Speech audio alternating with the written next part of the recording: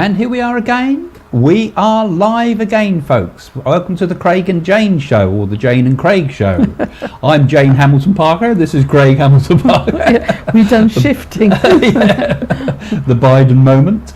We're pleased to meet you all, guys, again. We're live with obviously the Psychic Show, if you've not been to us before, and we talk about all things paranormal and sometimes open up towards the end of the show to all sorts of questions that you might have. But we're going to start off by talking tonight about who really rules the world, particularly in these times of lots of elections and things going on. I think it's quite an interesting question to ask, and we'll give you our psychic and spiritual insights into this topic, And also about the future, what I feel is going to happen with it all. absolutely.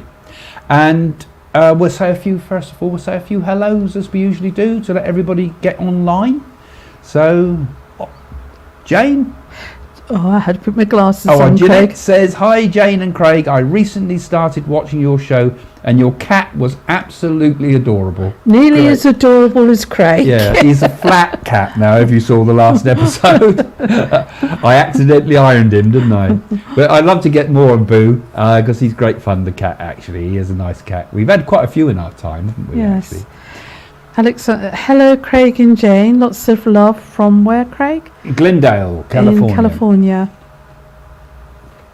I put my glasses on. Get to know your American geography here, actually, doing all these, and your Chinese. Quantum Healing says, hi. Quantum Healing, okay. Hi Craig and Jane, love your show. Lots of people watching you from lovely Mauritius, as always. I've sent the fans a link. Ali from Amazing Devon, UK. Thank you. Thank you. Yeah, we got little, like you say, I think you mentioned that last week, actually. We've got little pockets of people, of fans around the world, haven't we? And getting known more and more all the time. Charmaine, hello from Johannesburg, South Africa. And if you're here for the first time, please subscribe to the show. Click the little bell in the corner of the screen. All YouTubers tell you this, but it is worth it with this show, because you'll get updates and you'll see when we go live on a Friday. And like I went live early this afternoon too, so we're jumping on all the time. So get the notifications. Charmaine Hoover says hello from Johannesburg. We've already said that one. I told you it's a Joe Biden show today. Hello, Craig and Jane. Looking great as always. Hope you're keeping well. And that's from Claire. Thank you, Claire. And if you just joined us, the topic's going to be who really rules the world. Right. Rosemary says hi, Craig and Jane. Hi, Rosemary. Rosemary being there on Facebook, so you can follow us on Facebook or on YouTube. And don't forget, we've got other channels too, including Jane's channel, which you can find in the description below. And the next one is hi, Selena. I know London. Selena. Oh, right. Selena. Yeah. Hi, Jane and Craig. Love from London. So, Hi, Selena. So those of you that are a bit local to us, particularly if you're close to us towards Winchester way, we're going to do a Halloween special next week. I think it's next week, isn't it? Next Friday. Yeah. Not on Halloween itself. That's on the Monday, I think. But we'd like a few guests. So a few people with interesting ghost stories. We'll do something round the table. So those who know me on Facebook there, get in touch if you're able to come on board and join us on Friday evening. Yes. Apple says, hello, Jane and Craig. Greetings from Switzerland. A lot of things are coming to light now. Looking forward to your insights. Yeah, there's a lot being revealed, I think. I think that's something we could talk about, actually. There's a lot coming to light. She's right. Yeah. Okay, shall we start have a little chat now about who really rules the world. I don't know if you want to start off, Jane, or do you want me to start off? Well, I think it's globalism, don't you? And I think it's coming from all different directions. And what I'm feeling is that what they want to do is have one great big banking thing from worldwide. Do you feel that, Craig? So all the money going into that banking thing. And it's as if they're trying to do with like paying cash and everything. So they want control of it. China's got a lot to do with it, and I just feel that we have to be very, very careful of China, and there's a lot going on that people don't realise behind the scenes, and this is what I think, Craig. Be careful with the Alexas, everything's listening in, smart meters.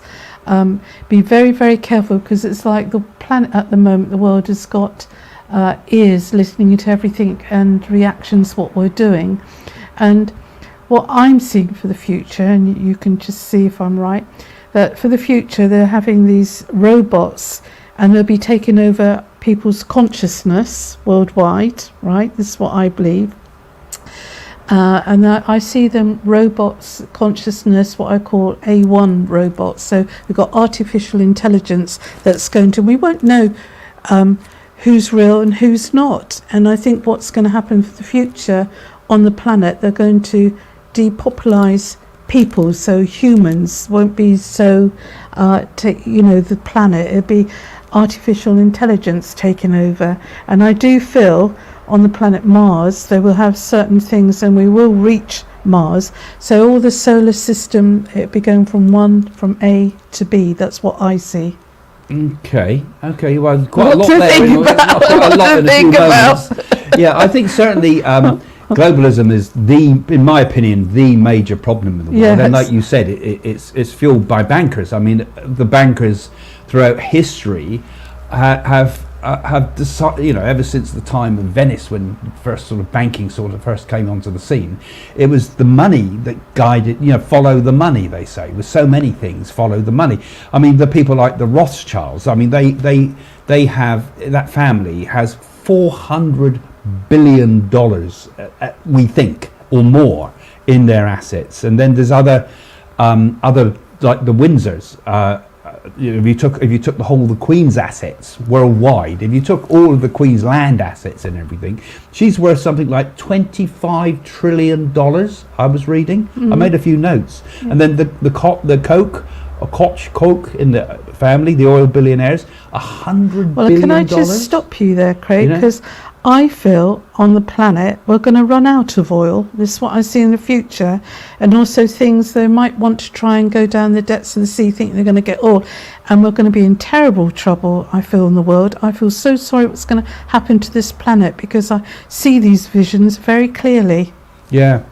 Well, the whole thing is, who's running it all? That's what the question is, really. And I think oil is one of those things that's running it. Banking and oil and IT now has come into the whole thing too. And these have become, so all the people, you think the people that made the money nowadays, it's not so much the bankers like JP Morgan and people. It's becoming people like Amazon's guy, what's his name? Bezos, I always get his name. And Bill Gates as well, and people like that. Huge money coming in through internet. And they say, that money, they all say capitalism works because the money trickles down to the poor.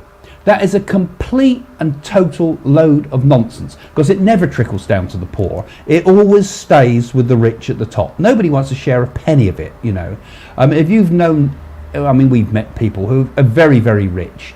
They don't want to share anything. If you look at the world's resources, all these people with all this money sort of focused on a few people, they want to keep it that way.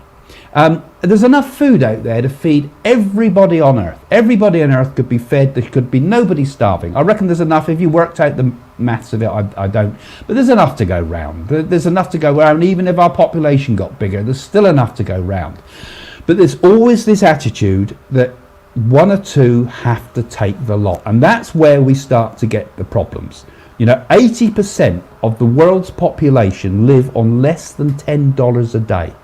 And of that lot, I think at least 2/3 or something have less than $1.25 a day. A day to live on. $1.25 a day. About a quid, isn't it? A pound, not even a pound, is it? A day to live on. And there's this huge amount of money and that's why we have people pulling the strings in the background, because they want to keep it that way.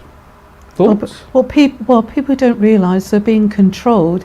Who's controlling? It's coming from China. It's coming from higher resources, and it's people. I do fear for this planet what's to come. I really, really do. I hope it doesn't come in our grandchildren, great-grandchildren, but I do fear for the planet what I see what's going to happen. And we're going to have things that's come from space, not just what do they call it, not just comets, meteorites, Craig, big asteroid things and like that. So there's a lot of damage to come, an awful lot of damage to come in the future. But these people are controlling like Facebook, Alexa, smart meters and all like that. People don't realise they're gathering all your information. Yeah. The problem we have now is that everything is Big Brother's here already. Big Brother is everywhere. Been for a long I mean, while. they could track us from where we are now. They could work out where you are from your phone, track us wherever we go in the world. Satellites. Because all the cameras everywhere, everything. We give away our information so freely. Fill in the form. Yeah. Do you accept it? Yes. Click button. Yes. We're cookied everywhere, and everything we do, particularly online, is followed to the letter. And behind it, who is behind it first and foremost is the big companies. Because the people that gather the information is power. The people that gather the information are the big companies. And we used to in the past have the kings in power, the kings and emperors and queens. And nowadays the kings are the CEOs of the companies, the managing directors and CEOs of the companies. They're the people that decide what we're going to do in the world. And frankly, there's no democracy in companies. Companies haven't the slightest interest in sharing. They never want to give their money down to the people at the bottom. Like today, I had somebody come in to fix the internet for my daughter, and I was talking to them about them. They're going out on strike at BT and things like that. And they say, "Oh, it's the big companies," the guys are saying. And I'm saying, "Yeah, it is actually, because the guys at the top keep the money, and they never let this so-called trickle-down effect. The money either shoots off to the shareholders, is in the big wages, the guys at the fat cats at the top, but the ordinary people don't get anything. They just get peanuts." And this is the problem with it all. It's always this greed factor, and that's why they want to keep it that way. They want to keep it that way, and they keep it that way by making sure democracy doesn't work, by anti-democratic means, because you don't want all the people at the bottom deciding that they want to have some of the money. No, we want to make sure that they're all happy, that they all think that everything's fine, they all think they're proud of serving coffees at Costa Coffee and things like that, and proud that I'm part of this company. You're just slaves, Fortunately, I've very rarely had to work for other companies. I've worked for myself most of my life, and had my own companies as well. But there's no sort of idea within the companies nowadays of sharing.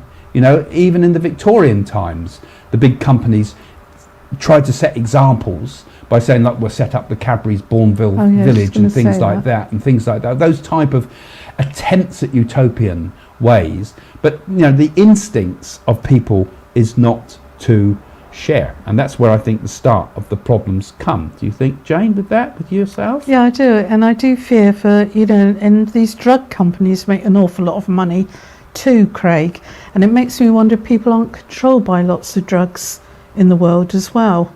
That's another one people haven't really thought about. Talking about that, shall we go on to David Icke?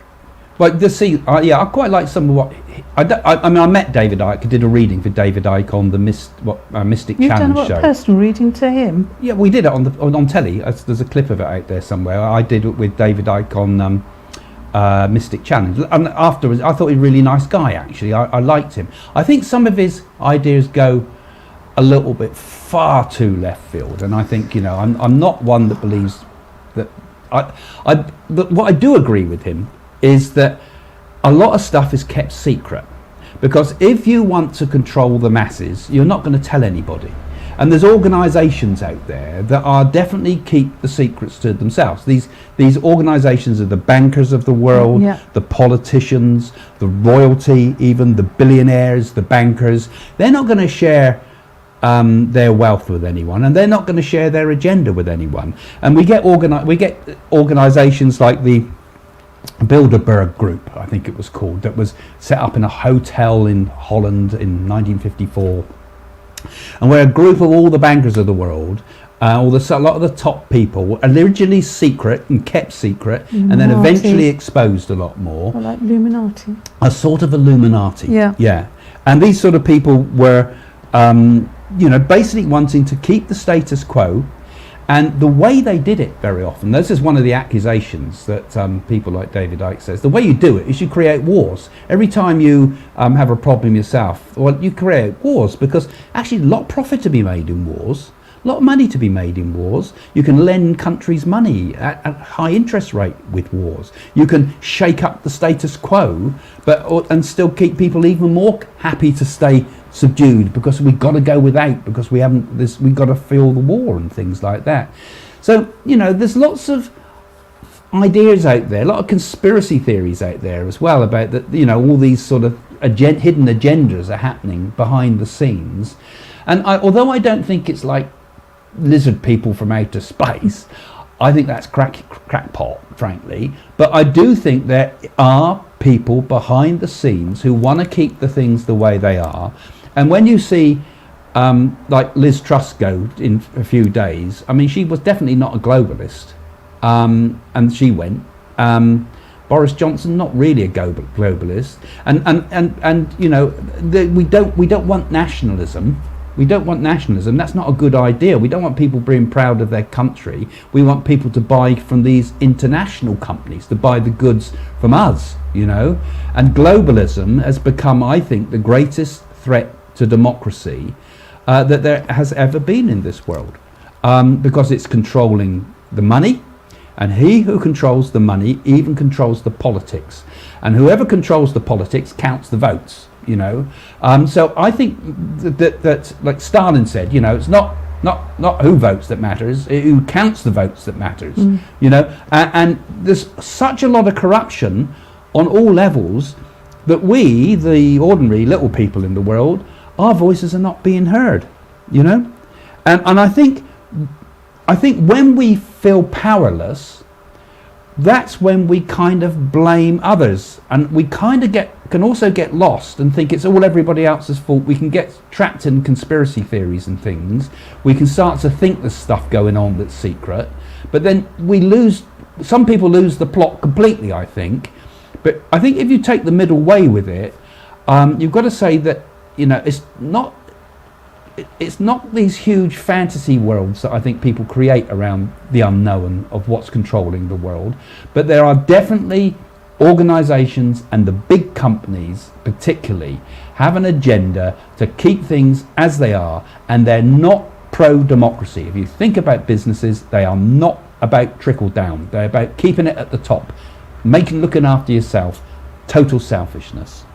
Any thoughts, Jane? I think we should answer some questions. I think so too, because I haven't even talked about China yet, and my fears about that. Ping, dangerous. But so there's a lots of food for thought, I think, in some of those things there, and I'm sure a lot of you agree with it, and a lot of you will hate it. Janet, Craig. Do you think big greedy companies will fall? Not on their own, will they? Well, I will say, hold on to your tin hat, Craig, because we're going to go in a deep, deep recession, and some companies will fall, Craig. You don't know what's going to hit you yet, and it's going to be big. Be careful, because it's really coming unexpectedly. Yeah, there's going to be major problems ahead, and we had inflation in the past, then we had an oil crisis in the past, didn't we? Back in 1973 we had an oil crisis. Again, was that kind of manipulated? Has the oil crisis over Ukraine been another one of these things that's manipulating us? Is a recession something that's in some people's interest? Because if you've got billions, it don't matter if interest rates go up. You're still all right, aren't you? But if you're in a little house, your interest rate goes up and your mortgage is being clobbered. Terrible. Whether you're in America or Australia or England or wherever, everywhere is getting the same problems at the moment. I think there's an awful lot of danger in that. And some of the smaller companies will fail. But I think the guys that really pull the strings, they'll never let themselves fail. They'll keep going. They'll be fine. And I think, so like I'm saying, I think so much of it is being manipulated. And I also think some of these greedy companies are going to go by the wall. But this is the one that I think is the most worrying thing about it all, is we're all looking at Russia. And I think the Russians really ought to be our friends, really. It's Putin messing all that lot up. But they ought to be our friends, because they always used to be. Well, we've been wars through Europe all the time, but together we all defeated Nazism, for example. But we've taken our eye off China. Because there was China. someone commented, and I think I quoted it on another video earlier, but it stuck in my mind a lot. Someone in your comments, and thanks guys for making so many interesting comments on this sites. Someone said in 7 Years in Tibet, which was a fabulous book, and it reminded me of, they said that there was the prophecy in there, which I remember now. It was said that first China would invade Tibet, then China would invade the world. And I commented on that, and I thought, actually, those Tibetan seers were getting it right, because China is invading the world. Their claws, their dragon's claws, are into everything, in all the small upcoming countries, all through Africa, all through all our infrastructure, all through all our electronics.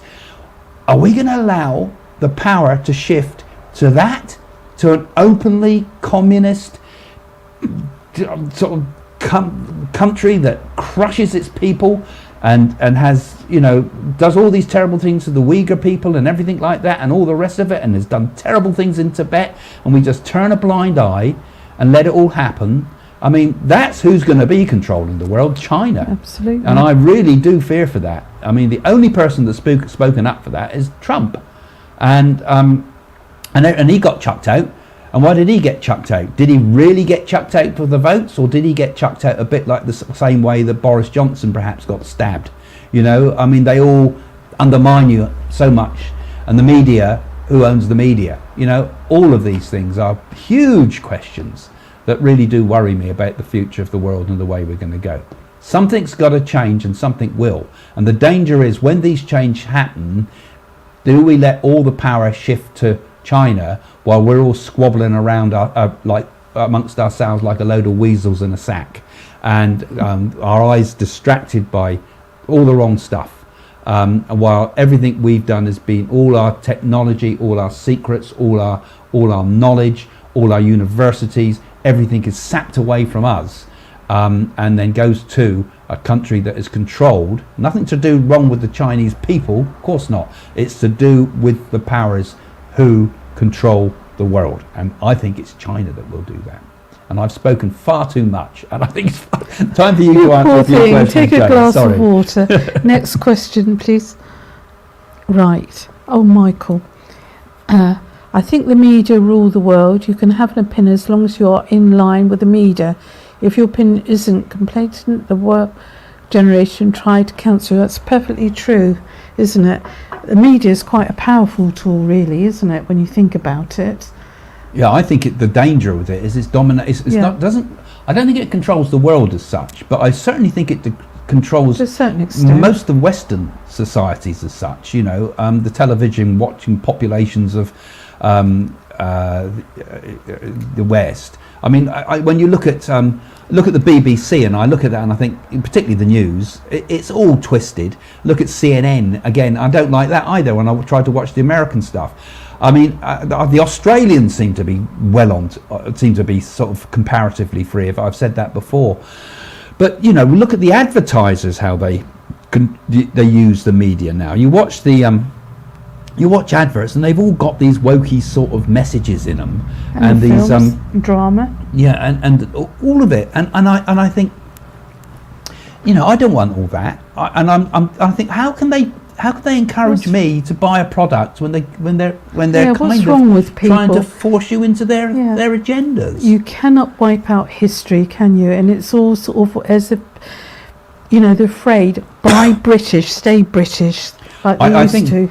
That's another one, isn't it? Where power starts to get out of control, because although we're in a very unique era now, and I think a very dangerous unique era, we lose our bearings when we forget our history, and that is one of the things on the woke stuff that I hate so much, with the way we have to manipulate and change history so much, particularly in Britain here. But we're being told that Britain was a terrible country, and all the Anglo-Saxons of Britain were terrible people, and everything we did in the world, the Industrial Revolution was nothing, and the fact that Britain abolished slavery throughout the world, that's nothing, that's secondary. The fact that we had one of the greatest forces for the modern world of all time. All the great inventions were made in Britain. We forget about all that, and we tear down all the statues and say anything that's slightly associated with anything slightly negative is wrong. You know, and we ignore all the good stuff that was done, basically. And this is ridiculous. We have to look at history as it is. We have to look at the good, we have to look at the bad, and we have to learn from it. We have to learn from the good and imitate the good we've seen. We have to see the bad and negate the bad. We don't change it though. And that's the problem, because if we start changing it and start saying history was different, then we don't learn. And I think it's absolutely horrible that children don't know the slightest thing about history. If I ask any of my grandkids or any of the kids of their age group anything about history, any of the basics, they just don't know a thing about what happened. And I think that is so sad, because I think we need that so that we understand. When we see Johnson and the rest of them debating in the House of Parliament, you know, we have to. Do we remember people like Disraeli and Gladstone, as you know, the great battles that they had, the verbal battles and things that they had, and the great oratory that went through the chambers. You know, all that's gone. You know, we just hear people shouting at each other like they did when Theresa May was in power and things. You know, we need to have these balances from the past, I think, if we're ever going to start to take a bit more control ourselves and understand, because people can only rule the world around us if we let them do it. You know, if we let them do it, and we have to have the knowledge and the education, and some of that, a large part of that, I think, comes from an understanding and remembrance of history, so we don't do it again. Otherwise the pendulum just keeps swinging. Right, next question. God, I am talking far too much, Jane. You're going to have to me. say a little bit more. I thought a lizard tongue was going to come out of your mouth. Right, Mystic Rebel. Craig, what do you think about a major conflict between India and China in the near future? Very interesting. There's been prophecies of it. I know that in the Indian, some of the Indian predictions, that various different places it is, but that China would one day invade India, the north of India particularly, not take the whole of India, and I think China has got its eye on China. It's got its eye on everywhere, really, because I like the Tibetan prophecy said India would invade the world, and I think China would invade the world. But I think India will grow strong though, economically. So I think if anything happens like that, I mean, if that prophecy was to come true, I think India would become strong enough to be able to push back. So I'm kind of, my thoughts are that India will eventually grow and dominate the world in a spiritual way, yes, and that people will look to India and see here is a model for behaviour, here is a model for understanding our meaning and purpose and values. Good values. And that India will be a saviour for the world in many respects. But I think there will be major conflicts, and all of these things I'm going to address in my 2023 predictions that I'm working on at the moment. I'm going to do country by country and theme by theme again up till Christmas. So look out for those and follow the channel, and indeed follow Jane's channel too, because Jane's going to do much the same, I believe. Yeah, I do world predictions, my next one. Next question, please, Ma. The one who seeks finds. I think I know. The Illuminati controls the world. Politicians do as they are told by. I think they do. I think there's a lot going on. All these secrets, and it's as if, you know, it's all happening, and people don't going through realization what's really happening in the world, Craig. Yeah, of course we don't know there's an Illuminati. I mean, a lot of this gets a bit carried away, of course. Like I say, this is the danger, where we get a bit too carried away by fantasies, when we think, you know, we feel powerless, so it's them, and who are them? Who are these people? You know, but there do seem to be clues to this, and I'm sure that there are forces. Certainly, there are forces in the background. Dark forces. Yeah, dark secrets. There's dark secrets, are dark dangerous. Forces. But then, of course, when there's secrets, we use often, particularly on the internet and things, people fill it in with their imagination.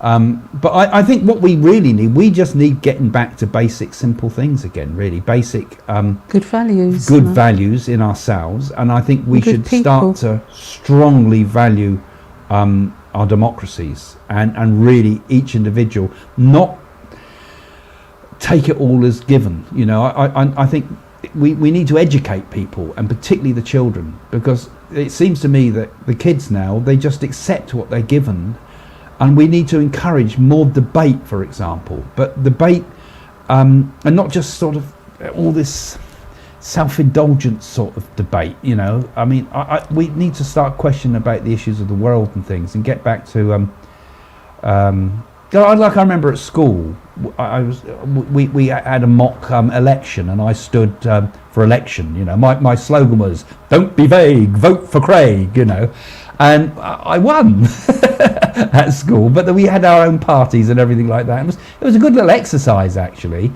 And I realised you can manipulate people by promising them just about everything. I promised all the top classes that they could have their own special smoking room, as if the teachers would allow that. Got me a lot of votes, but it taught you a lot about the way people think, and I think I learned from that. But I think we need those sort of exercises, you know, and get people thinking. But it seems to me that it's all about filling the kids with these liberalist, lefty sort of ideas. I should think teachers should be sacked if they're caught reading The Guardian, for example. God. Oh dear. Gosh. All right, the next question now, please, Matt. It's quite fun, this. So let's have your thoughts, Frank. guys, you know, and in your opinions and your comments. All right, Frank says, how does cooperative greed work in the new age that you say is coming? You want to answer that? You don't. Well, I'm talking again. It's me all the way, Jane, today. And, what's new? What's new? I think we're gonna see that. I think there will be a change of thinking. You see, it has to come. I personally don't think capitalism works. I don't think either that communism works or any of the systems we've used so far work. And the fact is, we're in an age now where capitalism has changed to the point where it's all become numbers on a computer, really. And particularly when we start with all these cryptocurrencies and things like this, you know, the whole way the system works is changing, and it's become even easier for the money to get into the hands of the few. And the danger, I think, comes because corporate greed is based once you've got the big international companies. And I think the way that we will ultimately crack it, and I think it's going to come after a hell of a lot of really bad stuff before this can come. But I think what will happen is the important thing we will start to learn is small works best. It's better to have small individual countries broken up into small individual regions with people working small, because I think that works better, because it gives everybody a chance to better themselves. When you've got the big corporate worlds, everybody is working for slaves, and they say, oh, I'm a great manager of this company. You're just the chief slave. You know, I think we will develop a society in the end where people are much more in control of their lives. Perhaps a system of some sort that I think would come ultimately, where everybody is kind of self-employed.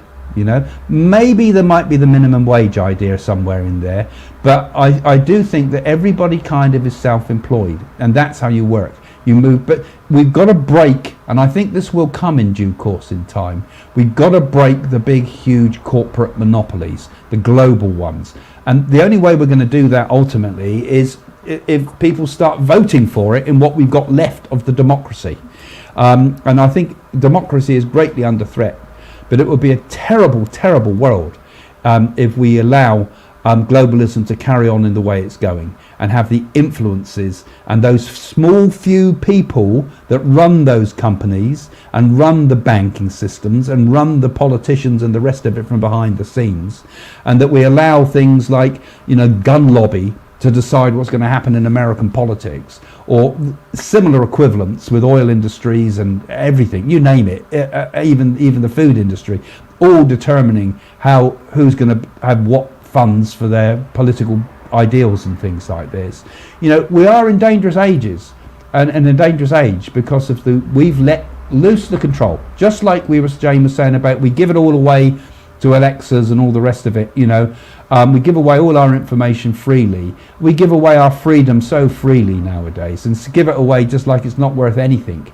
And yet it was only a generation or so ago that people were fighting in trenches and across battlefields in order to allow democracy to thrive. It is such an important thing that we must become more aware that so many of these organisations are anti-democratic, and we got to work with the little we got left to somehow try to make things work. And that's why it's quite good when we start seeing shifts in politics like we're seeing at the moment, and upheavals in it. But we do perhaps need, more elections and much more control and the say of who's going to be in government. For example, I'd like to vote everybody in government one at a time, have a vote to say who's going to be Chancellor, have a vote to say who's going to be PM and so forth. It could be you, Craig. Rather than left just for a small group. So don't be vague, vote for Craig. You want the same, vote for Jane. Oh. Yes, behind every good man's a good woman, Craig. Right, let's see.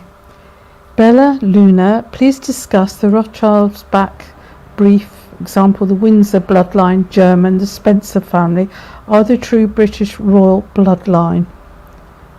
Yeah, so Bella's, I think they're talking about some of the sort of the things, this is some of the sort of David Icke type of things, I think, but I don't know. I mean, the Rothschilds did one have a lot of stuff in their time. And they actually funded wars. I believe Exbury Gardens, one of the Rothschilds Yeah, owned that house. But they've wealth. actually sold a lot of antiques. I was reading some of the Rothschilds. They put a lot of money into art and things like this. They were sort of doing a sort of a philanthropy.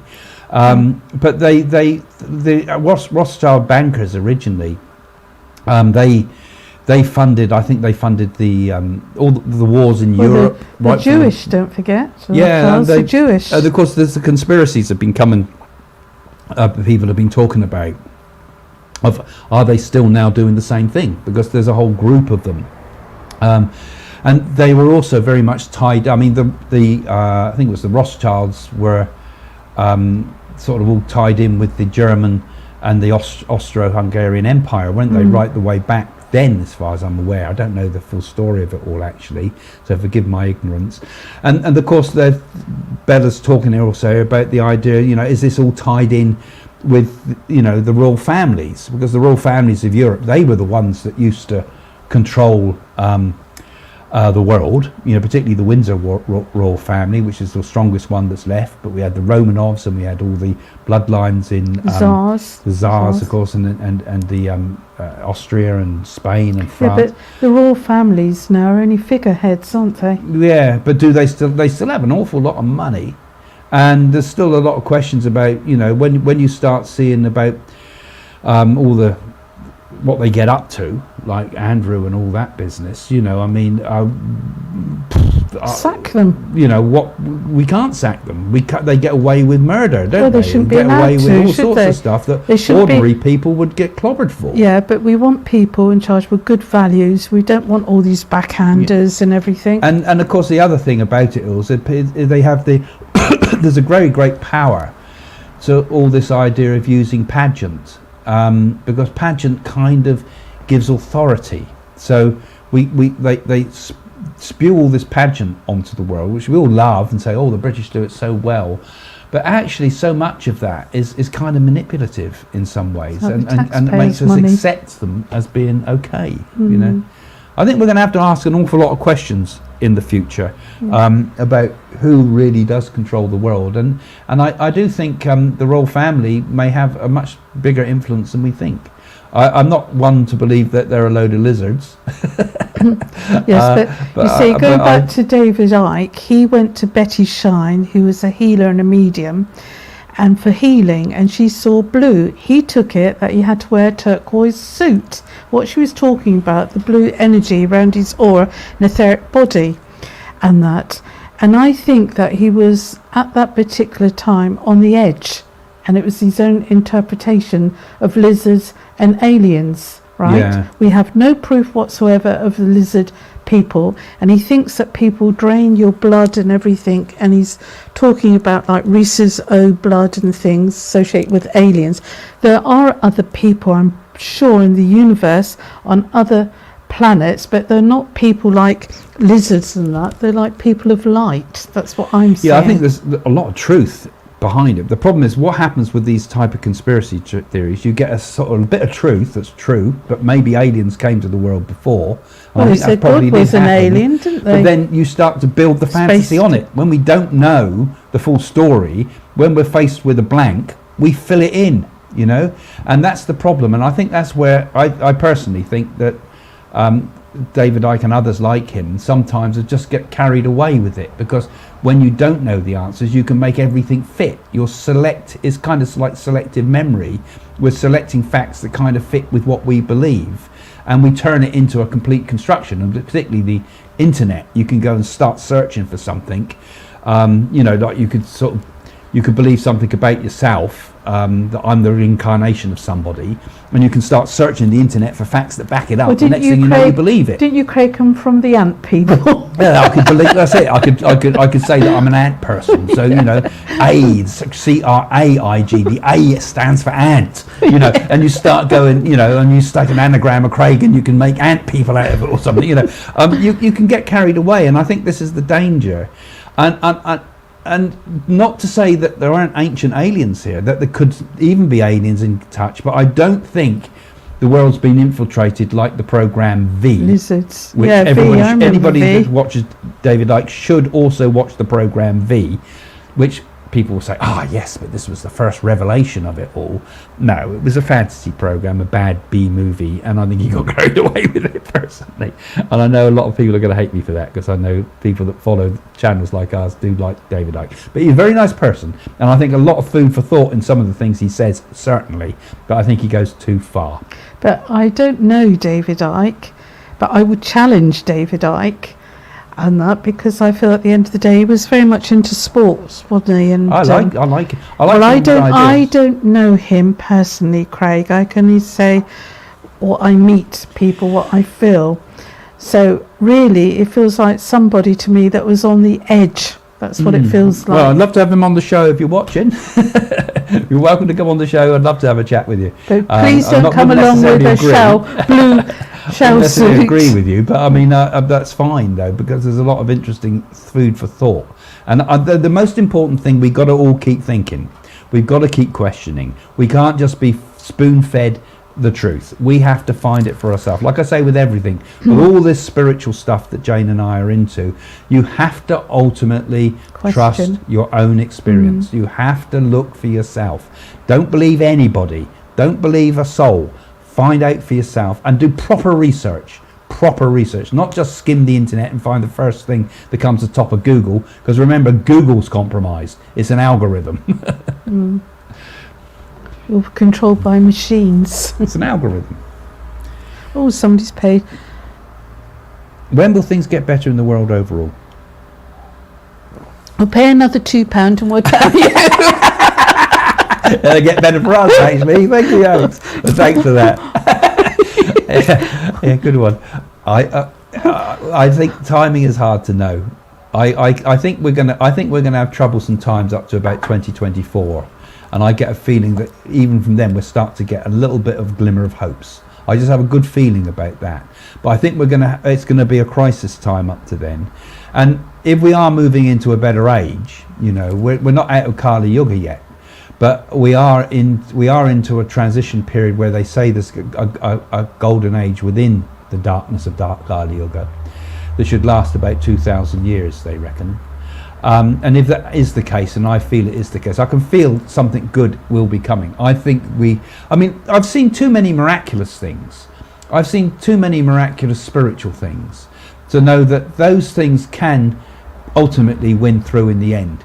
And I have a very, very strong feeling that we're close to something better. It's often darkest before the dawn. And I think we're in dark ages at the moment. And it seems crazy. We should be in the best age of all. We've got everything we need. We've got food. We've got Roof we've got overhead. roofs over our head, we've got technology, we've got medicine, we've got the ability to cure terrible illnesses and diseases, and yet we live in a real age of fear. It won't take much to flip it the other way, but I think it will happen when what really does control the world is not politics and money and not egotism and greed, but when the world is controlled by people of good character. That's right. Who believe in the power of love, who believe in the power of compassion, who want to do good for others. And the people we put in power are not those that the greediest and meanest and most selfish people, but the people who have good values. And we don't see many of them, but there are people in the world that do have those qualities, and one day they'll be in control. And that would be a complete shift. It's never happened in history, I suppose, apart from a few odd instances of good people in control, but I think we could get a system in place that could root out those people that have a tendency towards things such as narcissism or a tendency towards huge egotism. We might even be able to work out what those qualities are. They might even be genetic, but we need people of good quality with good spiritual values, and that's the only way we're going to get to a better world. That's £2 up. Ting. Right, who's this? Cherie 7. Who do you see taking over the government now? God, they all want to be in power, don't they, in the government? You thought that Rishi thing, didn't you? That I think fella? Rishi Coochie,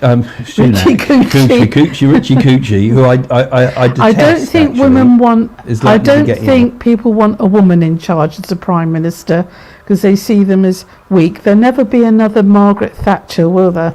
I think there's Never going to be a another big Margaret running Thatcher. with Boris Johnson, though, because Yeah, well, I think it's going to be absolutely Do you know neck and what I'd neck, and do, I was Craig? really uncertain. Which I'd was- get rid of the lot and start all over again. Yeah. I mean, just don't be vague. Vote for Craig. Just all vote for me. Just insist that I take over.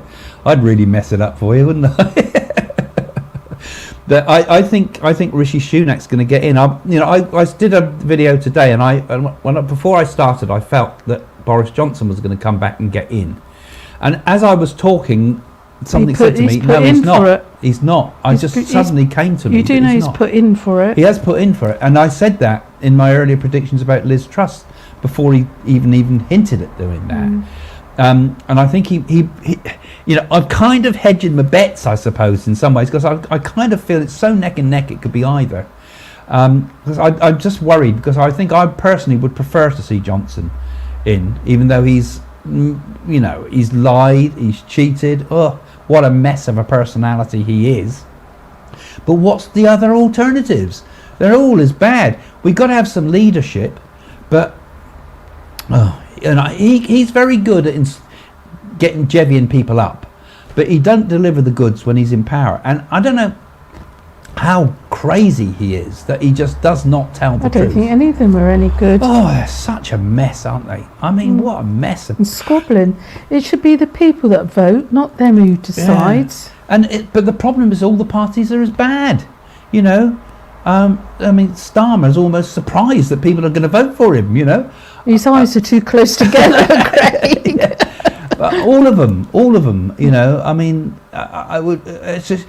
I was saying I feel as if there might be a new party coming out again soon. I think we're going to get a new political party, and I'm seeing it a right-wing party, and I'm seeing a more moderate Conservative party with a right-wing Conservative, as if the Conservatives might split into the Conservatives and perhaps the Whigs or whatever they used to be. And I get the feeling there's going to be a split, and I get a feeling that someone like Nigel Farage and characters like him are going to join the more right-wing version. I just had a feeling about that today when I went online, and I suddenly thought what I'm thinking is all wrong, and I suddenly saw that. So let's see if I'm getting that right, or if I'm just had one too many Coca-Colas. Right, Sugar what's rush. the next question? Oh, have we got somebody else giving some money? $6. Hi, can you elaborate on the power of prayer?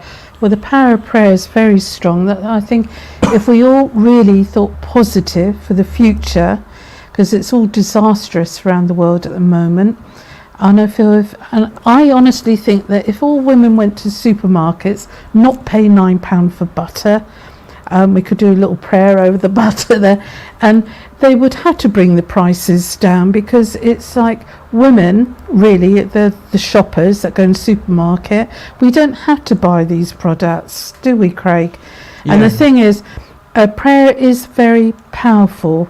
Positive thoughts, positive energy, and good things and that, but people seem to be so greedy. And food, there's enough food on the planet to feed everybody. It's just people's greed, and we should, none of us, be in this situation where the food and that. And lots of people say, oh, we blame Europe, we should have stayed, and all Brexits and things like that. Ridiculous. It's greediness all the time, isn't it? Yeah, I think prayer, prayer to me is visualization. You visualize something. It's the power of the attention that brings good things into the world. If we don't have a vision, nothing can come. No. We have to have that vision to make it work. So prayer is a very powerful, prayer or visualization, and that type of thinking is very powerful. But there's a saying, hands that help are greater than lips that pray. We must also put these things into action. It's no good just praying for something to happen and wishing it would happen. We get that power of visualization, and then we have to act upon it. Whether you call it prayer or visualization, or you call it positive thinking, or you call it calling upon the power of the universe or the power of the divine, or there's just a sheer power of consciousness to make the world change. Whatever you want to call it, is ultimately we also have to put it into action. We have to play our part in the game of life, and that can only come through action. So it has to be a combination of them both. But if we all had good hearts, then our actions are going to be better. And I think when people have, an attitude of praying, whatever religion you might be praying, and hoping or wishing for best, it's a sort of healing for the world. Yeah, and I think prayers are important and everything, and I think we can do great things if we've got good hearts and love in our hearts, compassion. Like if you've got like a baby that's ill, and you're just doing, like Craig said, a visualization for that baby to get better, and reaches out, and I'm sure it works every time. Yeah, because I'm not one. And look at that! Someone's given £6. Just now it was £2. No, that was six. That's six. Something else. That's another currency, Jane. It's what? That's worth about 3p, I think. 3p? Yeah, about 3p. Yeah. Oh well, I don't think it is. I don't know. No, it's not. Even if it was 3p, someone's given 3p, isn't it? See, the power of prayer works. But I think prayers are something. But I don't believe. I'm not a great believer in the Father Christmas version of God, where we say, "Please help me, give it all to me." I believe that we've got to put into action. I believe everything is divine. The whole universe is divine. And we are part of that divinity. And ultimately, it's all about everything coming to realization. Everything, all existence coming to full realization, which it might have already done as another idea. But in this world, we have to act in order to make things change, and we have to have good thoughts, good intentions, good actions. We got to watch our words, we got to watch our thoughts, we got to watch our actions, and watch our hearts. And share. Yeah. Right, next question, Alexander. Jane, once again, I had a lucid dream 2050 that our environment was totally in harmony with technology. White high-rise buildings with beautiful trees surrounding. Well, that could be on another planet. That could happen on another planet. Oh, it will happen here. It will happen here eventually. Well, eventually, but these things take time, don't they? I think people are going to go through much more realization in the year 2027, I felt, when people are going to suddenly realize what's most important. Trees are very important, because I believe trees have tree spirits, but all the time they cut them down, doing all these buildings and taking nature away. Something's got to happen and change. Yeah, I think in terms of the environment of the world, we see so many beautiful buildings being ripped down, and we see lovely beautiful copses and pieces of countryside here in England being filled with compressed housing that is forced in, so it's like sticking a little bit of New York in the middle of a beautiful English countryside. We're destroying it. It's abhorrent what they're doing to the way they're building nowadays. It's absolutely, we've got the same horrors of brutalism happening again, and with all these horrible little boxes that they're putting up and jamming it all in, and people are forced to buy them because they can't get mortgages on older properties. They have to have these rip-off mortgages on the new ones, and they're going to all be paying the price soon when interest rates go through the roof. And it's terrible. This is another where, you know, coming back to the theme of original theme of the program of the control of the world. But I think one of the things that can come back so often is nature, and I think when we start realizing the importance of nature and start replanting, that's what we, you know, the beauty of trees. They always say it's good karma to plant a tree because another person will enjoy the shade of that tree. You will not enjoy it yourself, but it's done for others. So it's a selfless action when you plant a tree. And the problem we're getting though, where we're cutting down such vast areas of forests, particularly in the Amazon and the jungles of the world, that can't come back. It will become Sierra, and it won't grow. You can't grow. You can't make jungle out of it again. So we need to start replanting very much. Not only do we need lungs for the earth, because we're going to be choking with the atmosphere in time to come, and the weather is going to become so. You know, there's two things that could rip this world apart, really. Nuclear war is one of them, and we've got the possible danger of that with Ukraine at the moment, and whether Putin's pulling everybody out of Ukraine in order to drop something on the rest of them that are left there with the Ukrainians. So we've got all those things, and maybe Taiwan. We could even have the threat of that soon. And we've also, and Iran as well. I reckon the Israelis are going to go in and hit Iran soon. Mark my words. But also the environment, you know, the environment is the other thing that is potential, could rip the life out of human civilization. We could be pushed back to the Stone Age by either of those things. And so those are things we've got to look after. And particularly, I think nature even more so, because that is such a long-term thing. You can't change it overnight. You have to start quickly. And I think, you know, we need to do something about that. And of course, we're all aware of it. But the powers that be don't fix it for us. Oh, we're coming to the end. Well, we could do one more question, surely. But I will say, because we're coming to the end, remember guys, don't forget, first of all, follow the channel, click the little bell and all the rest of it. But if you become a patron, it helps us tremendously, because, you know, we're trying to fund all this, and you know, we've got a studio here in Winchester, which is quite expensive to have a set, because you need quite a lot of money just to do that. We got all the gear, and that, thank you, because you patrons have been helping us. But if you become a patron and just give a little bit, and you know, a few dollars or whatever it is that's in dollars on the site, but it's not much, it's peanuts really, less than buying a magazine a week. And you know, you get better value than most of the magazines, I think, watching this show. You pay a little bit as a patron, it helps us to build this up and start to work towards getting somewhere where we can have our own place, our own little centre, where we can do this and more, and have an audience and have people in, and be able to expand it a little bit more and a little bit more, and eventually even take it into much bigger centre and centres, plural. We've got a number of people that are wanting to help us in the background, but it's the small stuff that helps. It's the small stuff, your little bit, that helps us to keep this going, because we're not taking the money from this. We and Jane are doing this all for free. We're doing it because we enjoy it as well, but you know, it's also it needs support. So help us to keep this going, help us to build it more. Have a look in the description below, or in the little card things that pop up on the screen sometimes. Go and have a look at becoming a patron of this site, and it will help us tremendously. So one more last question shall we take then, Jane? And then just one more before we end. Right. There's a jet setter on here, Gray. Jet Setter Davis, how does all this fit in with improving and being one with creation? Well, we are part of creation, aren't we? And oneness with nature, and oneness with where we are at the moment. So it's very important, I think, if we all do good things while we're here, if we can help each other.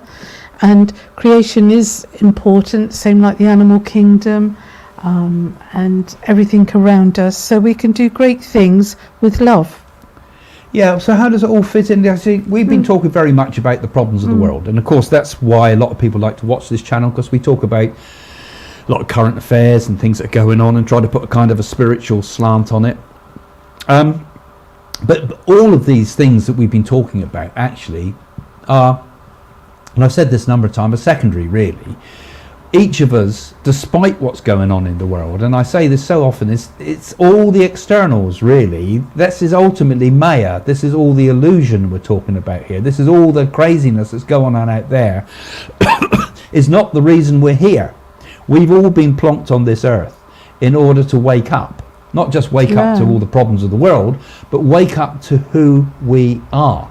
Our objective is always to discover who we are. Who am I? What am I? Why am I here? What is the purpose of this existence?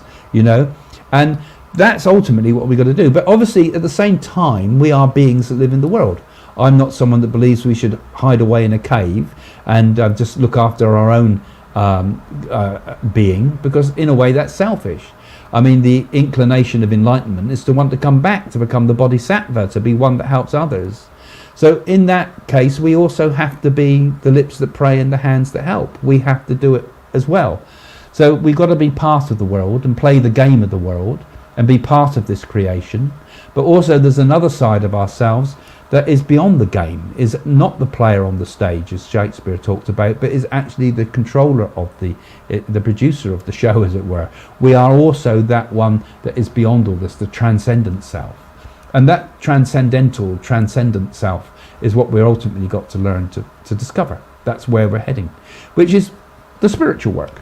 But we could also apply these spiritual ideas to the world at large and hopefully make the world improve as we improve. We've got to improve ourselves. And have a personal interview of ourselves. Yes, that's right. Live Personal from the inside. interview. Yeah, yeah. Right, I think we really must go, Craig. I'm exhausted. Because Thank you. it's been lovely connecting with all of you. And we're going to say our goodbyes now. We're going to do a Halloween one, aren't we, next week? So if any of you are really interested in being guests, because I'm going to make a list starting Monday, then do email us or do tell us if you'd like to be a guest. So we want interesting people with good stories, and it'd be quite fun. Yeah. Do email us. We don't do private messages on Facebook. No. On the public one anyway. So we'll see you all next week, guys. Yeah. Vera, we'll be hopefully doing the Halloween one. We've got to have to do a lot more setting up in the studio here to do it. We're going to say our goodbyes now, then, shall we, Jane? We'll say goodbye to Vera. And we'll say goodbye to all of you. So thank you. Ciao. Join us again. See you soon.